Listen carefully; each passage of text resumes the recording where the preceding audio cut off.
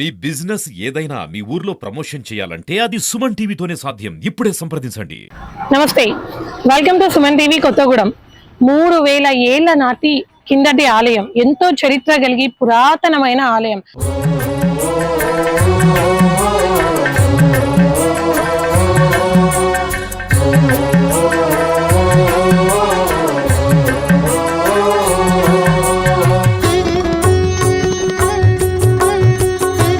కాకతీయుల సామ్రాజ్యంలో కాకతీయుల రాజులు పరిపాలించి పూజించిన ఆలయం. సాక్షాత్తు శ్రీ మహావిష్ణువు శ్రీ వెంకటేశ్వరుని అవతారంలో స్వయంభూగా వెలసిన ఆలయం తెలంగాణ తిరుపతి. భద్రాద్రి కొత్తగూడెం జిల్లా పాల్వంచ మండలంలో దమ్మపేట సెంటర్ నుంచి కేవలం 2 కిలోమీటర్ల దూరంలో ఉన్న శ్రీనివాస్ నగర్ కాలనీ శ్రీనివాసగిరి గుట్ట దగ్గర ఉన్నాను ఇప్పుడు. మరి ఎంతో చరిత్ర కలిగిన ఈ ఆలయాలలో ఎంతో విశేషాలు ఉన్నాయి.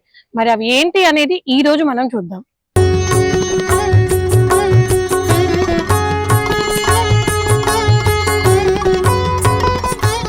కొన్ని వేల అడుగుల ఎత్తున ఉన్న ఈ శ్రీనివాస ఆలయానికి మొదటగా మనం రాగానే మనకి ఎడం వైపున ఆంజనేయ స్వామి వారు దర్శనమిస్తారు. 1800 మెట్లు ఎక్కితే కానీ స్వయంభూ శ్రీనివాసుని దర్శనం జరగదు. మరి అన్ని మెట్లు ఎక్కే ధైర్యాన్ని ఇవ్వమని మనం ఇక్కడున్న పంచముఖ స్వామి వారి దర్శనం చేసుకొని వెళ్దాం.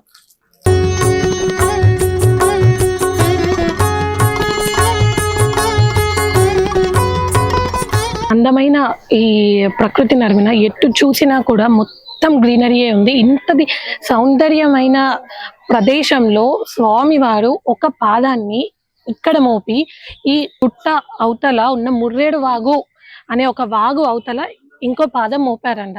భక్తులు ఇక్కడికి వచ్చేవారు ఎవరైనా కూడా ముందు స్వామివారి పాదాన్ని దర్శనం చేసుకొని స్వామివారిని తలుచుకుంటూ కొండపైకి ఎక్కుతారు.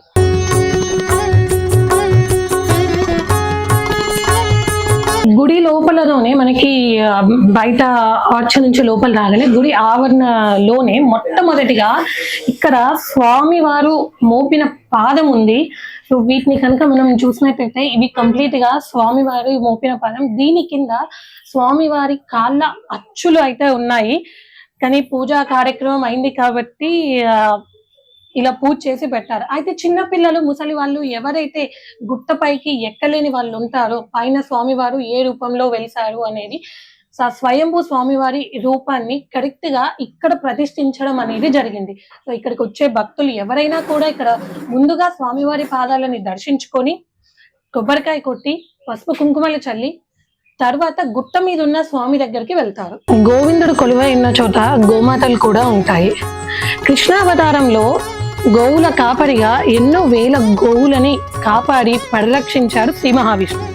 ఆ శ్రీ మహావిష్ణువుకి ఎంతో ప్రీతికరమైన గోవులకి నిత్యం కూడా ఇక్కడ పూజలు నిర్వహిస్తూ ఉంటారు. ఎన్నో వేల ఏళ్ల నాటి చరిత్ర కలిగిన ఈ ఆలయం గురించి మరిన్ని విషయాలు మనం తెలుసుకోవడానికి మనతో పాటు ఆలయ ప్రధాన అర్చకులు నగేష్ కుమార్ శర్మ గారు అలాగే ఆలయ సిబ్బంది ఉన్నారు. వారిని అడిగి అసలు ఆలయ చరిత్ర ఏంటి అనేది మనం తెలుసుకుందాం. నమస్కారం అండి. నమస్కారం. వెంకటాద్రి సమం స్థానం బ్రహ్మాండే నాస్తి కించన వెంకటేశ సమో దేవో న భూతో న భవిష్యతి. మరి పాల్వంచ పట్టణంలోనే అతి పురాతనమైనటువంటి స్వయంభుగా వెలిసినటువంటి శ్రీ శ్రీనివాసగిరి శ్రీ వెంకటేశ్వర స్వామి వారి యొక్క ఆలయంగా ఈ యొక్క నామకరణం జరిగింది. సుమారు కొన్ని వందల సంవత్సరాల క్రితం అంటే కాకతీయుల కాలం నాటి ఈ యొక్క ఆలయం ఎంతో ప్రసిద్ధిగాంచింది. అతి పురాతనమైనటువంటి ఆలయం. ఈ యొక్క ఆలయం ఎలా అయ్యా అంటే మరి ఎన్నో సంవత్సరాల క్రితం వెలిసినటువంటి ఈ యొక్క ఆలయం చరిత్ర సుమారుగా నేను ఇక్కడ ఒక 16 సంవత్సరాల నుంచి పనిచేస్తున్నాను. అంతకుముందు ఒక 60 నుంచి 70 సంవత్సరాల నుంచి ఈ గుడికి వస్తున్నటువంటి భక్తులు ఉన్నారు. ఎన్నో వ్యయ ప్రయాసాలతో ఆ భక్తులు మెట్లు లేనప్పటి నుంచి కూడా ఎక్కుతున్నటువంటి భక్తులు ఈ యొక్క ఆలయానికి వస్తూ ఉన్నారు. మరి ఈ యొక్క ఆలయ చరిత్ర చూసుకుంటే ఈ యొక్క కాకతీయుల కాలంలో ఈ యొక్క ఖమ్మం జిల్లా మొత్తం కూడా రాజులు పరిపాలిస్తూ ఉండేవాళ్ళు. అటువంటి రాజులు ఇక్కడ దగ్గరలో ఉన్నటువంటి వేముకుంట అనే ఒక గ్రామం దగ్గరికి వచ్చి ఆ రాజుగారు అక్కడ ఉండి స్వామివారి యొక్క ఆలయం ఇక్కడ ఉంటూ ఉండేది. అప్పుడు పురాతన కాలంలో ఎక్కడికక్కడ ఆలయాలు గుట్టల మీద వెలిసి ఉండేవి. ఆ యొక్క రాజుగారు వచ్చి స్వామివారిని దర్శించుకుని అక్కడ ఎదురుగుండా ఉన్నటువంటి వాగులోకి వెళ్ళి స్నానం చేసి వచ్చేవాళ్ళు. ఆ రాజుగారికి గ్రహణ మొర్రి అని ఉండేది. మొర్రి అంటే అందరికీ తెలిసే ఉంటుంది. ఇక్కడ గ్రహణం అప్పుడు ఇలా మొర్రెలాగా ఏర్పడుతూ ఉంటుంది. రేడు అంటే రాజు అని అర్థం వస్తుంది కాబట్టి ఆ రాజుగారు అక్కడ ఉన్నటువంటి వాగులో స్నానం చేసి స్వామివారికి పూజించుకోవడం వలన ఆ రాజ్యంలో ఉన్నటువంటి వైద్యులు చేసినటువంటి వైద్యం మీద కానీ లేకపోతే స్వామివారి యొక్క అనుగ్రహంతో రాజుగారికి మొర్రి తగ్గిపోయింది. మొర్రే రేడు, ఆ ఎదురుగుండా ఉన్నటువంటి వాగు పేరు మొర్రేడు అని పేరు పడింది. అలా రాజుగారు ప్రతిరోజు ఇక్కడ స్వామివారిని దర్శించుకుంటూ ఉంటూ ఉండేవాళ్ళు. కొంతకాలానికి రాచరికం అయిపోయిన తర్వాత ఆ యొక్క గృహ స్వామివారి యొక్క ఆలయం అంతా కూడా మట్టితో నిండిపోయింది. ఎందుకంటే మన ఇల్లే మనం ఊడ్చుకోకపోతే మట్టితో ఎలా నిండిపోతుందో ఆ యొక్క స్వామివారి యొక్క ఆలయం అంతా కూడా మట్టితో నిండిపోయి ఒక పుట్టలాగా ఏర్పడిపోయింది. అలా ఏర్పడిపోయిన తర్వాత ఇక ఎవరు కూడా ఇక గుట్ట ప్రాంతంలో పైకెక్కి రావడం చాలా కష్టంగా ఉండేది కాబట్టి ఇక ఆలయం అంతా కూడా అలా మట్టితో ఒక పుట్టతో నిండిపోయి కొన్ని సంవత్సరాల వరకు కూడా పూజలు పునస్కారాలు లేకుండా స్వామివారి యొక్క ఆలయం అలా ఉండిపోయేది. ఒక గొర్రెలు కాసుకునేటువంటి ఒక గొర్రెల కాపరికి స్వామివారు ప్రతిరోజు కూడా అంతకు ముందు మరి మనం తిరుమల తిరుపతి దేవస్థానం వెళ్ళాలంటే ఈ యొక్క ఫ్లైట్లు కానీ రైళ్లు కానీ బస్సులు కానీ ఉండేవి కాదు. కాలినడకనే వెళ్ళి స్వామివారిని దర్శించుకుంటూ ఉండేవాళ్ళు. అటువంటి గొర్రెల కాపరికి వయసు సహకరించకపోవటం వల్ల కానీ తన దగ్గర రొక్కం డబ్బులు లేకపోవటం వల్ల కానీ స్వామి ఇక నేను అంత దూరం రాలేను, నీ యొక్క దర్శన భాగ్యాన్ని ఇక్కడే నాకు కలిగించు స్వామి అని చెప్పిన రోజున మరి ఆ యొక్క గొర్రెలు కాసుకునేటువంటి గొర్రెల కాపరికి స్వామివారి స్వప్నంలో కనిపించి ఈ యొక్క గుట్ట ప్రాంతంలో నేను వెలిచి ఉన్నాను, మీరందరూ కూడా ఇక్కడ నన్ను దర్శించుకోవచ్చు అని చెప్పినప్పుడు మరి మన గుట్ట ఏమైనా చిన్న గుట్ట, చాలా పెద్ద గుట్ట, అంత గుట్ట భాగంలో ఎక్కడున్నారో ఏమిటా అని చెప్పి అనుకుంటూ ఉన్న సమయంలో ఆ గొర్రెలు ప్రతిరోజు కూడా అడవి మీద గుట్ట మీదకి తీసుకెళ్తూ వస్తూ ఉండటం జరుగుతున్న సమయంలో ఆ గొర్రెల కాపరికి బాగా దాహం వేసింది. అటు ఇటు తిరిగి చూసేసరికి అక్కడ ఒక పుట్టలాగా నీళ్లు కారుతూ ఉండేవి. తన దగ్గర ఉన్నటువంటి కర్రతో ఆ పుట్టను తవ్వేసరికి స్వామివారి యొక్క రూపం కనిపించింది. పుట్టలో నుంచి నీళ్లు, ఆ పుట్ట మట్టిలోంచి నీళ్లు వస్తూ ఉంటాయి, గుట్ట ప్రాంతం కాబట్టి నీళ్లు వస్తూ ఉంటాయి. అయితే ఆ స్వామివారి రూపం కనిపించింది. అదంతా కూడా స్వామివారి రూపంలాగా ఉన్నది, నాకు స్వామివారే సాక్షాత్కరించినారు అని చెప్పి కింద దగ్గరికి వచ్చి కుండలతో నీళ్లను తీసుకుని గ్రామంలో ఉన్నటువంటి ప్రజలందరూ కూడా స్వామివారి మీద అభిషేకంగా నీళ్లను పోసేసరికి ఆ స్వామివారే స్వయంభుగా వెలిసి ఇక్కడ నేను వెలిసి ఉన్నానని చెప్పి కల్లో కనిపించిన స్వామివారే అని చెప్పి అనుకుని ఎవరికి తోచిన విధంగా వాళ్ళు పూజలు చేసుకుంటూ ఉండేవాళ్ళు. అలాగే ఇక్కడ చుట్టుపక్కల ఈ యొక్క ఇదంతా కూడా గిరిజన గ్రామం, ఇటీవల అభివృద్ధి చెందింది కాబట్టి ఆ యొక్క గిరిజనులు వాళ్ళ పొలాల్లో ఏవైతే పత్తి, మిరపకాయలు, బియ్యం, ఏవైతే కాయగూరలు పండినాయో అవన్నీ కూడా స్వామివారికి సమర్పించి అక్కడ ప్రసాదాలు వండుకొని ఆ ప్రసాదాన్ని స్వామివారికి నివేదనగా పెట్టుకొని ఆ యొక్క ప్రసాదాన్ని తిని వస్తూ ఉండేవాళ్ళు. ఆ తర్వాత కొంతకాలానికి సుజాత నగర్ నుంచి ఒక అయ్యగారు వచ్చి ఒక 50 సంవత్సరాల నుంచి ఆ అయ్యగారు వచ్చి పూజ చేస్తూ ఉండేవాళ్ళు ప్రతి శనివారం. తర్వాత శ్రీనివాసాచార్యులు గారు అని చెప్పి ఒక అయ్యగారు ఒక 10 సంవత్సరాల వరకు పూజ చేస్తూ ఉండేవాళ్ళు. తర్వాత కాలంలో నేను వచ్చి మా యొక్క ఒక శ్రీ వెంకటేశ్వర స్వామి భక్త సమాజ మండలి అని ఒక బృందంగా ఏర్పడి స్నేహితులు పెద్దవాళ్ళందరూ కూడా కలిసి వెంకటేశ్వర స్వామి భక్త సమాజ మండలి అని చెప్పి ఏర్పాటుపడి ఒక 15-16 సంవత్సరాల నుంచి స్వామివారి గుడికి పైకి వెక్కడానికి మెట్లు మార్గాన్ని ఏర్పాటు చేశాం. ఆ రోజు నుంచి కూడా ప్రతి నిత్యం కూడా కొంతమంది భక్తులు వస్తూ ఉండేవాళ్ళు. ప్రతి శనివారం నాడు కూడా చాలా మంది ఒక 1500 నుంచి 2000 మంది భక్తులు స్వామివారిని దర్శించుకుంటూ ఉంటారు. కార్తీక మాసం ధనుర్మాసంలో స్వామివారికి విశేషమైనటువంటి పూజలు చేసి ప్రతి శనివారం కూడా ఆ కార్తీక మాసం ధనుర్మాసంలో భక్తులందరికీ కూడా అన్నప్రసాదాన్ని వితరణ చేస్తాం భక్తుల సహాయ సహకారాలతో.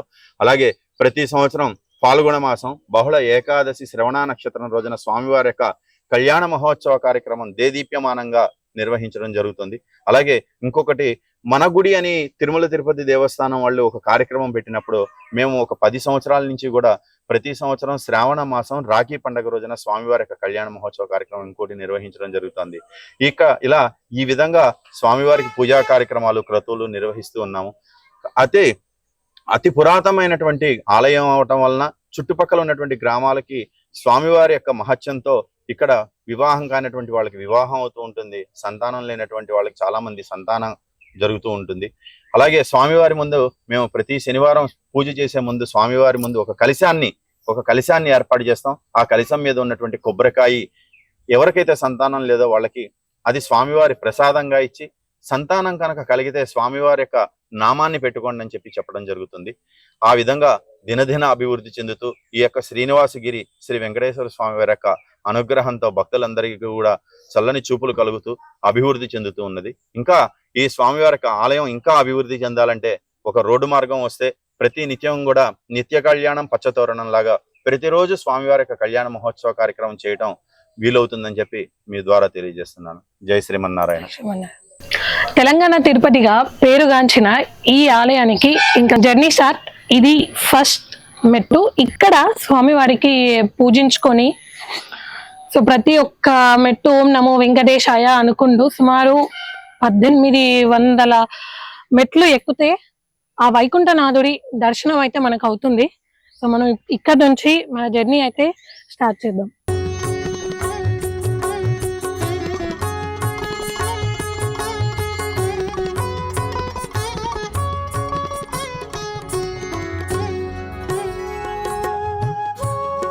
ఒక్కొక్క మెట్టు కూడా భక్తులు ఇక్కడ మెట్టు పూజ, మనకి తిరుమలలో ఎలా అయితే మెట్టు పూజ చేసుకుంటూ వెళ్తారో ఇక్కడ కూడా స్వామివారికి మెట్టు పూజ చేసిన ఆనవాళ్ళు మనకి కనిపిస్తూ ఉన్నాయి.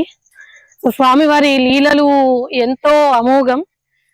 ఎక్కడో కొండపైన ఉన్న స్వామివారి ఘంటానాదాలు ఇక్కడ కింది వరకు కూడా వినిపిస్తున్నాయి. ఒక్కొక్క మెట్టు గోవింద గోవింద అనుకుంటూ ఎక్కుతా ఉంటే ఎంతో మంది భక్తులు మొక్కులు తీరాలని కొందరు, మొక్కులు నెరవేరాయని కొందరు, స్వామివారికి మోకాళ్ళ మీద నడవడం, మెట్ల పూజ చేయడం ఇవన్నీ చేస్తూ వస్తున్నారు. సో ఆల్మోస్ట్ నేను కూడా ఒక 390 సో అంతవరకు అయితే వచ్చాను. సో ఇంకా బ్యాలెన్స్ 1500 ఉన్నాయి. సో వెళ్ళి చూడాలి. మనకి తిరుమలలో అయితే ఎలాగైతే మోకాళ్ళ పర్వతం ఉంది, ఒక వైట్ జంక్షన్ లా ఉంటుందో ఇక్కడ కూడా భక్తులు సో 2 వైప్స్ నుంచి మనకి దారి ఉంది. ఆల్మోస్ట్ ఒక 400 మెట్ల తర్వాత ఇక్కడ ఒక రాజగోపురం అయితే ఉంది మనకి. సో ఇక్కడ నుంచి ఇంకా జర్నీ చేయాలి. సో ఇది ఒక అడ్వెంచర్ అని చెప్పాలి. ఇంకా వెళ్దాం. 500 స్టెప్స్ అయితే అయిపోయినాయి. సో 500 స్టెప్స్ రాగానే ముందుగా మనకి ఇక్కడ దశావతారంలో ఒకటైన కూర్మ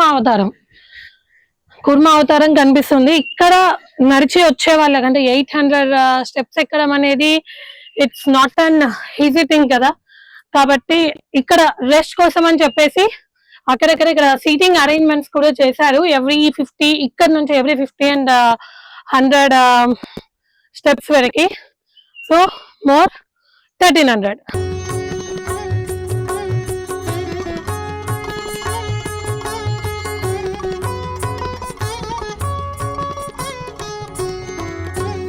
సో అక్కడ కుర్మావతారం అయిపోయింది.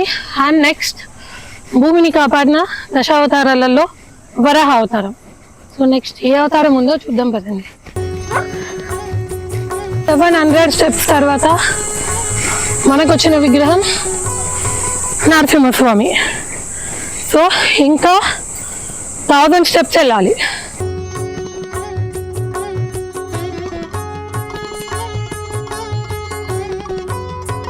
నరసింహ అవతారం తర్వాత మనకు వచ్చింది వామన అవతారం. ఇలా ప్రతి చోట కూడా భక్తులకి అలసట అనేది తెలియక వాళ్ళ భక్తి అనేది లోపల ఉన్న భక్తి భావం అనేది పెంపొందడానికి ప్రతి 50 మెట్లకి 100 మెట్లకి ఒక దగ్గర దశావతారాల్లో ఒక్కొక్క అవతారం పెట్టారు. సో ఇప్పటికీ 4 అవతారాలు అయ్యాయి. సో మనం ఆల్రెడీ కల్కి కోసం వెయిటింగ్, కలియుగంలో కల్కి కోసం. సో రిమైనింగ్ 9 అవతారాలు అయిపోయాక ఫైనల్లీ శ్రీదేవి భూదేవి సమేత వెంకటేశ్వర స్వామి వారి దర్శనం అయితే అవుతుంది మనకి. వామన అవతారం, నెక్స్ట్ పరశురామ అవతారం. దేవుడు ఎక్కడ ఉన్నాడంటే పైన ఉంటాడని చెప్తారు కదా. నిజంగానే పైన ఉన్నాడు.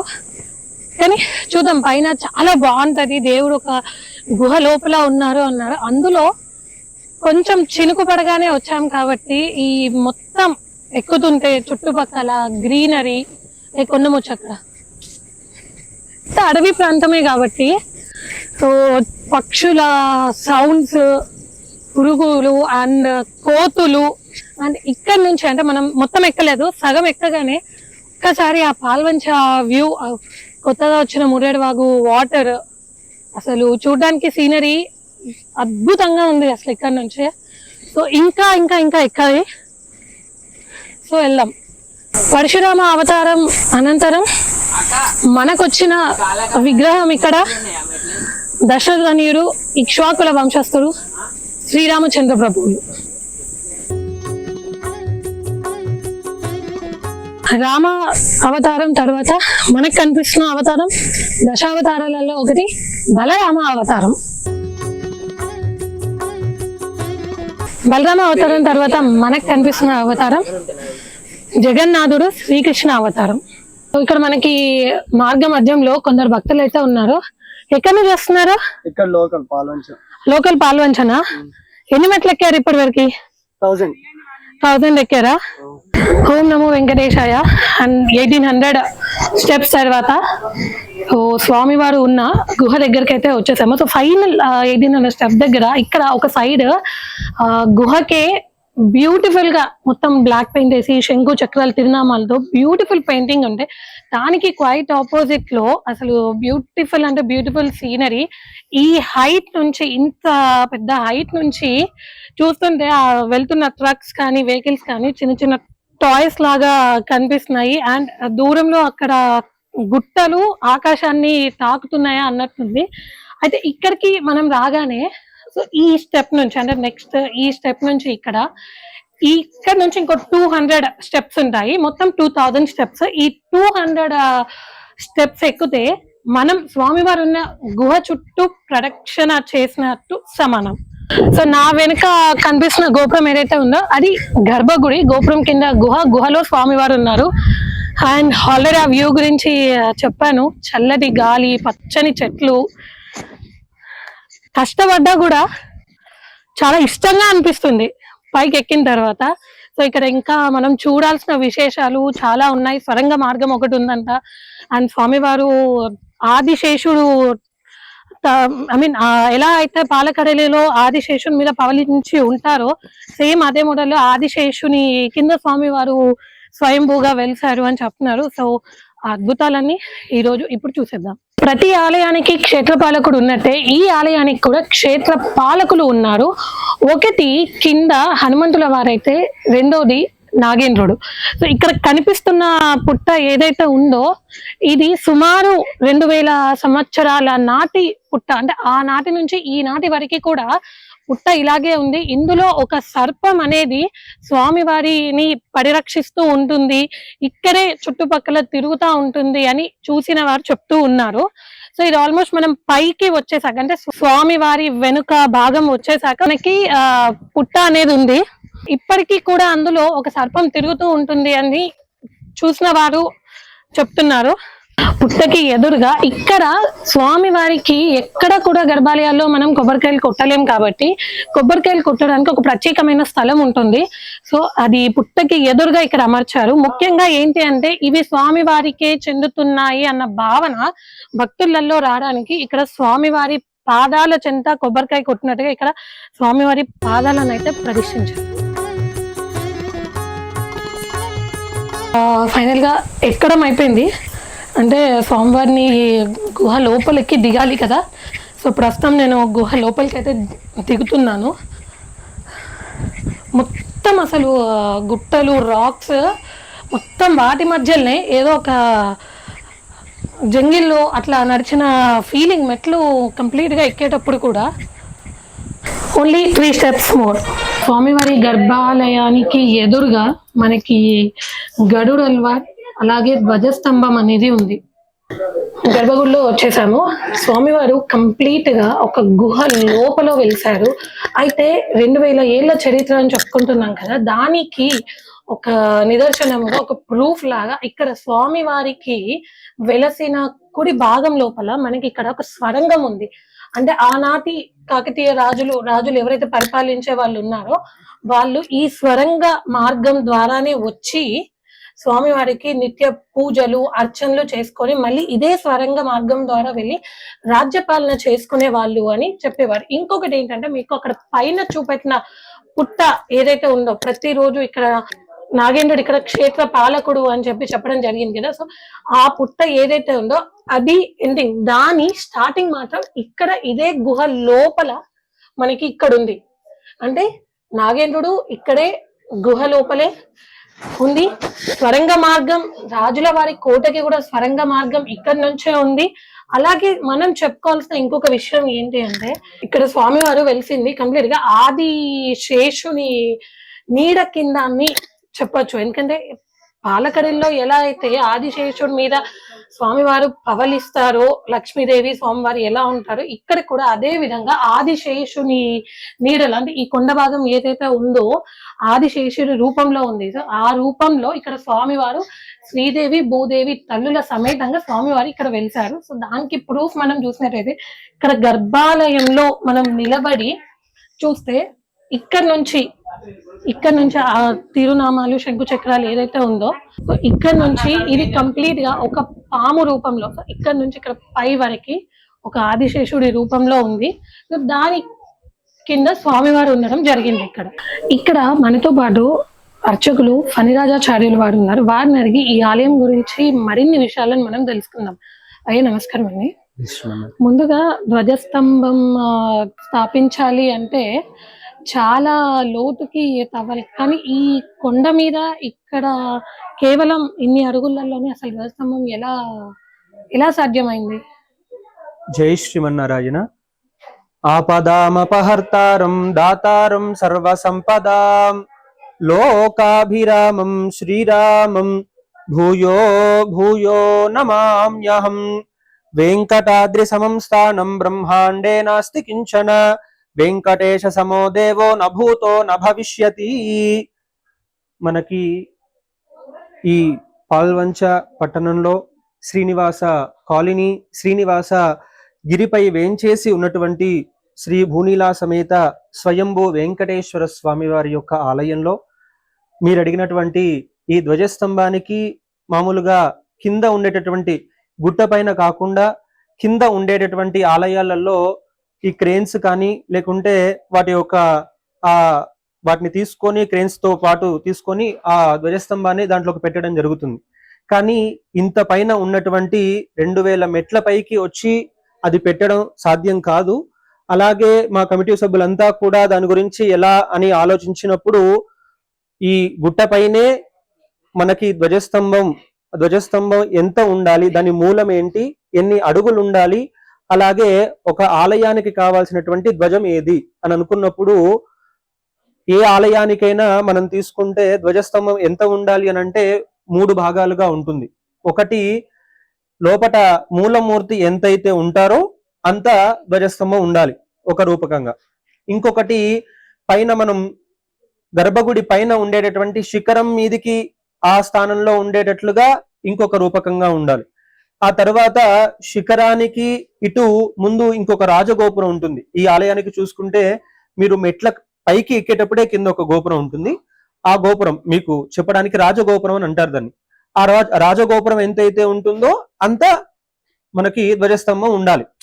ఈ ఆలయాలకి ఉండేటటువంటి నియమంగా ధ్వజస్తంభం ఎంత ఉండాలి అనేది. అయితే మనకి మన రూపకంగా మనం ఇక్కడ ఎంత పెట్టుకోవాలి అంటే మన కింద మనం చూసుకోకూడదు. మనం కిందికి ఉంది కాబట్టి రాజగోపురం, మనం ఇక్కడ పైన ఉంది కాబట్టి శిఖరాన్ని బేస్ చేసుకొని ఎంతైతే శిఖరానికి పెట్టాలి అని అనుకున్నామో విశేషించి అంతే కర్ర మన గుట్టపైనే ఒక చెట్టుకి దొరికింది. అది ప్రత్యేకమైనటువంటి విశేషం ఇక్కడ. అది తీసుకొని మళ్ళీ ఇక్కడ దాకా రావాలి. మీరు అది చూస్తే ఒక కోణంలోకి ఉంటుంది. అగరబత్తి పెట్టినంత తేలికగా ఆ ధ్వజాన్ని మనం అక్కడ పెట్టుకోగలిగాం స్వామివారి యొక్క కృప చేత. అలాగే ఇక్కడికి వచ్చేటటువంటి భగవద్బంధువుల యొక్క వారు ఏదైతే పొలంలో వారు ఏదైతే పండించుకున్నారో బియ్యం కావచ్చు, కూరగాయలు కావచ్చు, అలాగే వారి ఇంట్లో గోవులు కానీ ఆవులు కానీ బర్రెలు కానీ ఏవైతే ఉంటాయో ఆ పాలు వాళ్ళు తీసుకొచ్చినవి, వారు తీసుకొచ్చిన బెల్లం, పాలు, బియ్యం ఇవన్నీ కూడా వారి పంటతోటి ముందుగా మేము స్వామివారికి ఇవ్వాలి అని ఏదైతే అనుకుంటారో అది ముందుగా ఇక్కడ తీసుకొచ్చిన తర్వాత ప్రతి నిత్యం ప్రతి శనివారం వారు తీసుకొచ్చినటువంటి ప్రసాదాన్నే, వారు తీసుకొచ్చినటువంటి ఆ బియ్యాన్నే ప్రసాదంగా ఉండి స్వామివారికి నైవేద్యం చేయడం జరుగుతుంది. ప్రత్యేకించి మనకి స్వామివారి యొక్క ప్రత్యేక కార్యక్రమాలు మనం చూసుకుంటే ముందుగా వారాలలో శుక్రవారం, శనివారం, ఆదివారం ఈ 3 రోజులు స్వామివారికి ప్రత్యేకంగా. శుక్రవారం లోపట ఉండేటటువంటి ఇప్పుడు గుట్ట పైన స్వామివారు ఉంటారు కాబట్టి ఈ మిగతా 4 రోజులు పైనుంచి మట్టి పడుతుంది కాబట్టి అదంతా కూడా శుద్ధి చేసుకొని స్వామివారు శనివారంకి అభిషేకానికి పూర్వరంగంగా సిద్ధంగా మనం చేసుకుంటాం. ఆ తర్వాత శనివారం స్వామివారికి ఉదయాన్నే 7:30 గంటలకి స్వామివారికి పంచామృతాలతో అభిషేకం ఉంటుంది.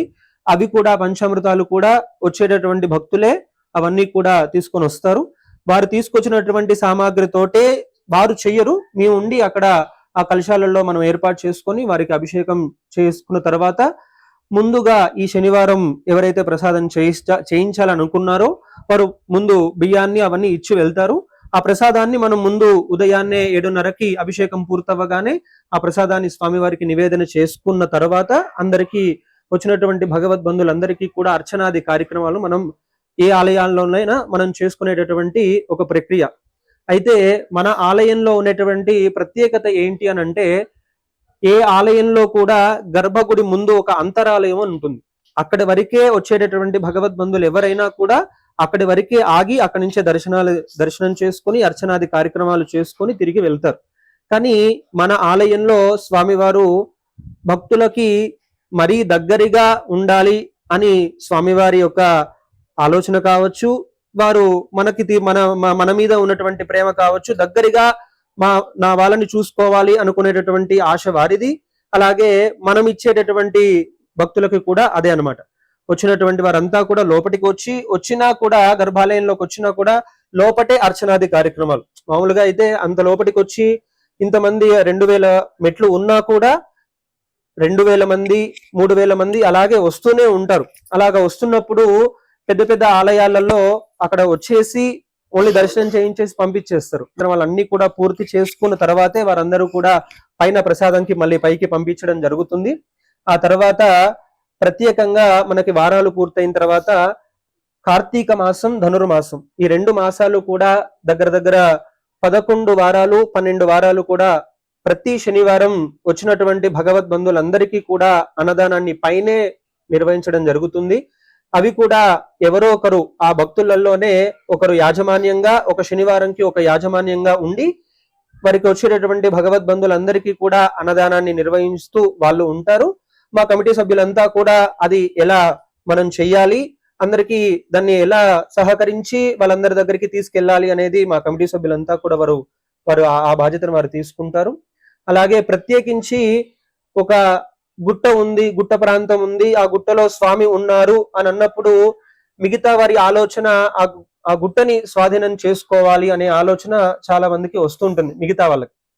అలా రాకుండా ఉండడానికి కింద ఏదైతే మనకి పూర్వం నుంచి ఉన్నటువంటి క్షేత్రపాలకుడు ఎవరైతే ఉన్నారో కింద, ఆ కిందే కాదు పైన కూడా క్షేత్రపాలకంగా ఉండాలి అని ఒక ఆంజనేయ స్వామి వారిని మనకి ఈ గుట్టకి స్వామివారికి ఉత్తర దిశగా ఉన్నటువంటి ఆ స్థానంలో ఆంజనేయ స్వామి వారిని అక్కడ ప్రతిష్టాపన చేయడం జరిగింది. అలాగే ఇక్కడికి వచ్చినటువంటి బంధువులంతా కూడా ఇక్కడ దర్శనం చేసుకొని స్వామివారి యొక్క దర్శనాన్ని కూడా చేసుకుంటారు. అలాగే స్వామివారి యొక్క మెయిన్ కార్యక్రమం అనేది పాల్గొన మాసంలో ఇందాకలా మా ప్రధాన అర్చకులు తెలియజేసినట్టుగా మెయిన్ గా ఉన్నటువంటి కార్యక్రమం కళ్యాణ మహోత్సవం. స్వామివారి యొక్క తిరుకల్యాణ మహోత్సవాన్ని ఎంతో వైభవంగా పాల్గొన మాసంలో స్వామివారి యొక్క కళ్యాణ మహోత్సవాన్ని ఎంతమంది వచ్చినా వారందరికీ కూడా ఎండాకాలంలో ఉంటుంది కాబట్టి వారందరికీ కూడా నీడని చేకూరాలి అని చెప్పి మా కమిటీ సభ్యులంతా కూడా నిర్ణయించుకొని తాటాకు పందిరైతే ఆ నీడ ఉంటుంది అని అక్కడంతా కూడా తాటాకి పందిరి వేసుకొని ఆ 3 ఎకరాలలో కూడా తాటాకి పందిరి వేసుకొని స్వామివారికి సపరేట్ గా మళ్ళీ ఒక వేదికని ఏర్పాటు చేసుకొని స్వామివారి కళ్యాణ మహోత్సవాన్ని జరుపుకుంటాం. అంతే వైభవంగా వచ్చేటటువంటి భక్తులు కూడా దాదాపుగా 20,000 మందికి స్వామివారి యొక్క కళ్యాణ మహోత్సవానికి చేరుకుంటారు. స్వామివారి యొక్క కళ్యాణ మహోత్సవంలో పాల్గొని వారు చేసేటటువంటి వారి సేవలు, అలాగే సేవ చేయలేని వాళ్ళు మేము ఈ కళ్యాణానికి ఎంతైతే మనం తోడ్పడతామో అని అనుకున్న వాళ్ళు దక్షిణ పూర్వకంగా, అలాగే సామాగ్రి పూర్వకంగా, లేకుంటే యాగశాలలో జరిగేటటువంటి హోమ కార్యక్రమంలో పాల్గొనేటటువంటి వారు దానికి సహకరించేవారు. అలాగే ఆ కళ్యాణం పూర్తయిన తర్వాత శ్రావణ మాసంలో మనకి రాఖీ పౌర్ణమి రోజున స్వామివారి యొక్క తిరు కళ్యాణ మహోత్సవం, ఇది చిన్నదిగా మనం చెప్పుకుంటాం. ఈ ప్రాంతంలో 2 ఈ గుడిలో మనం చేసుకునేటటువంటి పెద్ద కార్యక్రమాలు ఏంటి అని అంటే, ఒకటి శ్రావణ మాసంలో జరుపుకునేటటువంటి చిన్న కళ్యాణం, పాల్గొన మాసంలో జరుపుకునేటటువంటి పెద్ద కళ్యాణము అని మనం చెప్పుకుంటాం. అంటే వారం రోజులు కూడా ఆలయం తెరిచి ఉండదు? లేదు, అంటే మనకి సోమవారం నుంచి గురువారం వరకు ఆలయంలో జరిగేటటువంటి దీపారాధన అంతవరకు జరుగుతుంది. భక్తులు కాకపోతే ఉండరు అని చెప్పేసి ప్రత్యేక కార్యక్రమాలు ఉండవు. ఆ తర్వాత శుక్రవారం, శనివారం, ఆదివారం స్వామివారికి ప్రీతికరమైనటువంటి రోజులు కనుక అక్కడ జరిగేటటువంటి ప్రత్యేక కార్యక్రమాలు, ఇంకేమన్నా ఆరాధన జరిగేటటువంటి కార్యక్రమాలు కానీ మిగతా కార్యక్రమాలు ఇవి ఇప్పుడు జరుగుతున్నాయి. ఆ తర్వాత ఈ సోమవారం నుంచి గురువారం వరకు ఎందుకు అని అంటే మనకి కింది నుంచి పైకి రోడ్డు మార్గం లేదు కనుక రోజు కింది నుంచి పైకి రావడం కొంచెం ఇబ్బంది అవుతుంది కనుక ఆ దీపారాధన వరకు మనం చేసుకొని మీరు చేసే నిత్య కైంకర్యాలు మీరు చేసి వెళ్ళిపోతారు. అంతవరకే ఉంటుంది. ఓన్లీ భక్తులకి చేసేది మాత్రం శుక్రవారం, శనివారం, ఆదివారం వరకు వచ్చేటటువంటి భక్తులందరికీ కూడా దర్శనాది కార్యక్రమాలన్నీ కూడా వారంలో ఉంటాయి. 3 రోజులు మాత్రం స్వామివారి దర్శనం జరుగుతుంది. అంతే.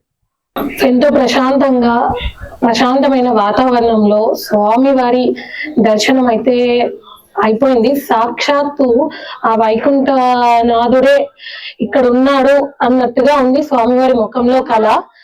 ఇది ఎంతో విశేషమైన ఆలయం. ముఖ్యంగా మనం ఇక్కడ చెప్పుకోవాల్సింది ఏంటి అని అంటే, ఒకటి ఈ గుట్ట, ఈ శ్రీనివాసగిరి ఏదైతే ఉందో అది ఒక పాము ఆకారాన్ని పోలి ఉండడం. రెండోది, ఏ వైష్ణవ ఆలయాలలో కూడా నియమ నిష్టలు అని చెప్పేసి సాధారణమైన భక్తులు ఎవరైతే ఉంటారో వాళ్ళని గర్భగుడి లోపలికి రానివ్వరు. కానీ ఇక్కడ మాత్రం గర్భగుడి లోపలికి ప్రతి ఒక్కరు ఎటువంటి భేదాలు లేకుండా గర్భగుడి లోపలికి వచ్చి స్వామివారి దర్శనం ఎంతసేపు అంటే అంతసేపు చాలా ప్రశాంతంగా చేసుకునే అంత అదృష్టం ఈ ఆలయంలో ఉంది.